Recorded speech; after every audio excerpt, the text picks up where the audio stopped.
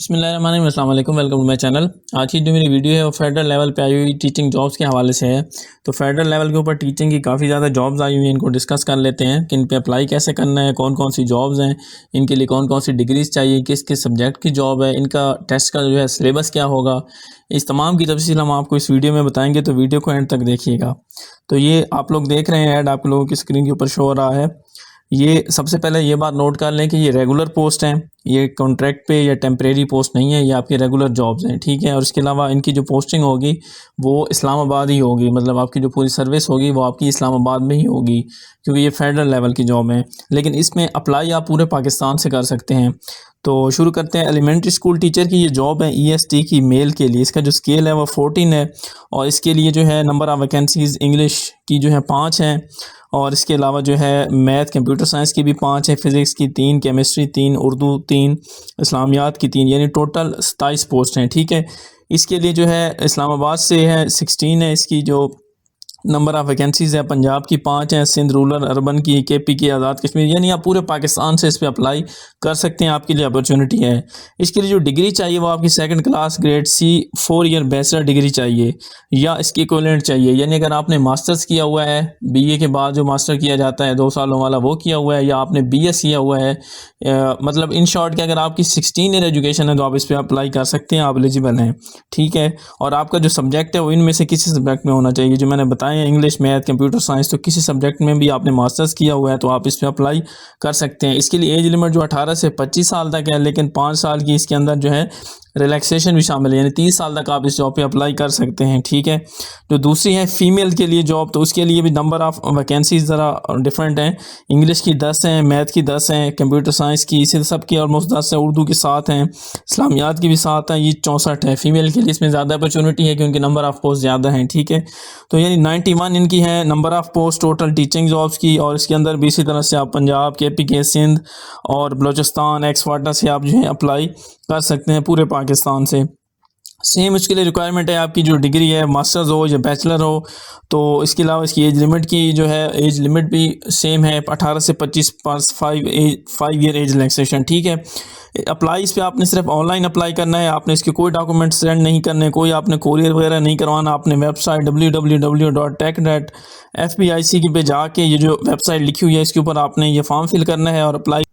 तो इस पे जाके आपने अपना डाटा पुट करना है, आपकी जो क्वालिफ़िकेशन, नाम, एड्रेस, जो भी चीज़ें हैं। लास्ट डेट इस पे है 19 सितंबर। 19 सितंबर तक आप इस पे अप्लाई कर सकते हैं, ठीक है। और इसके अलावा आपका जो इंटरव्यू का सिलेक्शन, यहाँ पे वैसे लिखा हुआ है कि आपकी जो शॉर्ट लिस्टेड है उनको इंटरव्यू के लिए बुलाया जाएगा। और इसके अलावा जो दूसरी हैं, आपको इसके अलावा मैसेज वगैरह भी किया जाएगा जब आपका ये टेस्ट में। मैं सिलेबस थोड़ा सा डिस्कस कर लेता हूँ। जो बायो की या बायोलॉजी की, उसके लिए जो सिलेबस चाहिए वो वर्बल रीजनिंग चाहिए, वर्बल रीजनिंग 30 नंबरों की, और एनालिटिकल रीजनिंग 20 नंबरों की।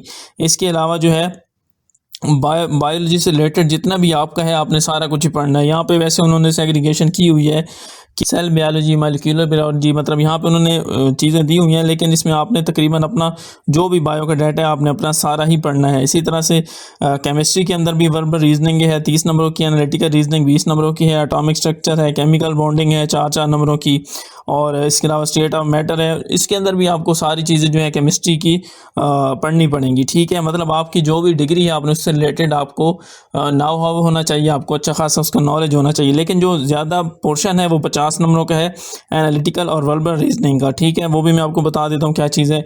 मैथ का भी इसी तरह से है 50 नंबरों की वो है, बाकी कैलकुलस है, अलजबरा है, और इसके अलावा वेक्टर्स है, नंबर थ्योरी है, ये 4-4, 5-5 नंबरों का आपने इस बारे में पढ़ना है। फिज़िक्स का भी इसी तरह से सेम है, उसके अंदर भी 50 नंबरों की भी, और क्लासिकल मैकेनिक्स और क्वांटम मैकेनिक्स और इस तरह की चीज़ें हैं।